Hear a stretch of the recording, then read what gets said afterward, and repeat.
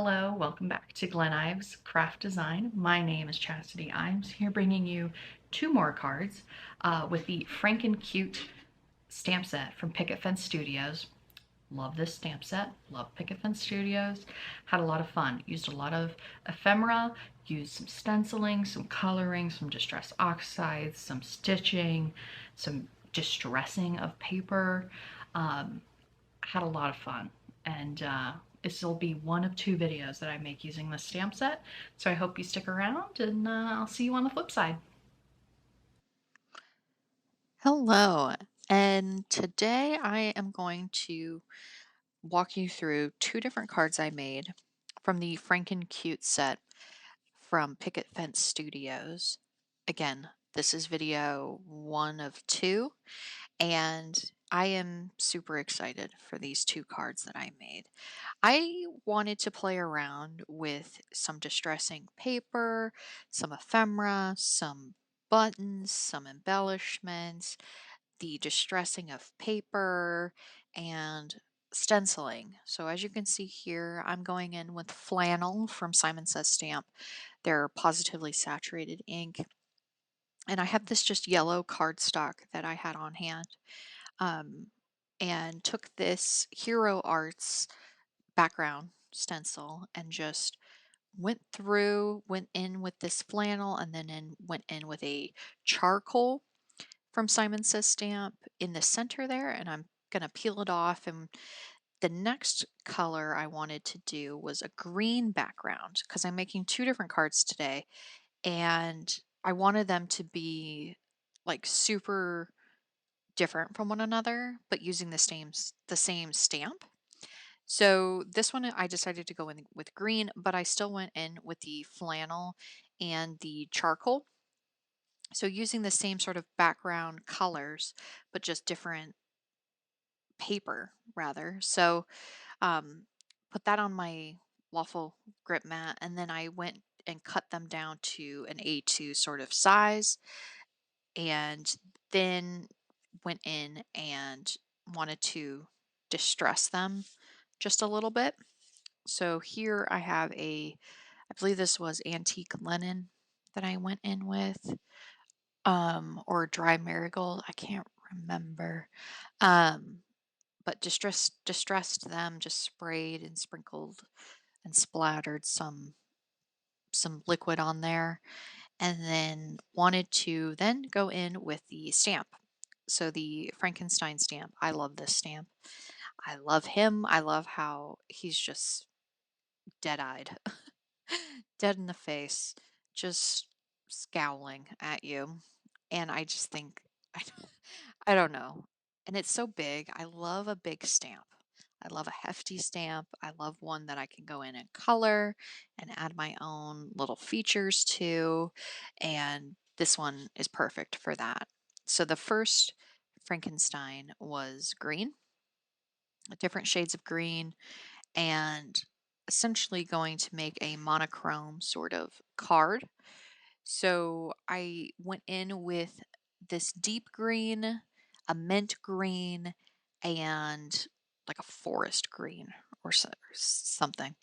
The next one I wanted to do was red inspired, sort of like Darth Maul looking. Yeah, he it kind of just hit me that I wanted to do that sort of Frankenstein look. I guess I'm going for the rainbow, um, sort of. Again, I don't know what I was thinking, but he ended up looking good. So then I got those, and then here I am trying to figure out, okay, which one's going to go on what background, so on and so forth. Then I went to go fussy cut these out, and these aren't hard to fussy cut because there's not so many turns or ridges. The only really difficult part is probably the bottom, but I just, went up and down, and then went back in with a marker just to color the white spots that I didn't cut out. And that's wasn't difficult at all, and kind of actually preferred that method. Um, but yeah, this was a lot of fun. Again, one of my favorite stamp sets. that I have on hand recently. The next thing I needed to figure out was what color background or what color card base I was going to put these on. Um, I was unsure if I wanted black or white or a different sort of tone. I did end up going with white and a gray color. And here I am just taking some scissors to distress the sides of the paper. And then I thought halfway through it, why don't I just cut one of these in half? And that's essentially what I ended up doing.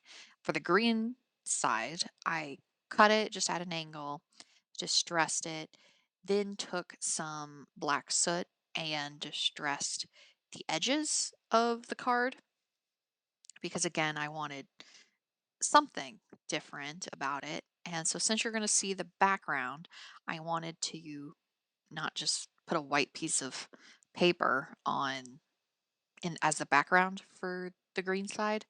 I decided to just go in with rustic wilderness and black soot and distress this paper as well. And after I was on a distressing kick, I think, because after I distressed the sides, I thought, okay, well, how about I just start tearing stuff? How about I just tear what I just did and call it good? Well, so with the cutting of the background or the stenciled part that I did, and I roughed it up a little bit, I thought, oh, you know what? Why don't I cut Frankenstein's head open? So like he has no brain. Um and well, what's going to hold that brain together? Nothing other than a button. And that button came from the Simon Says Stamp October card kit.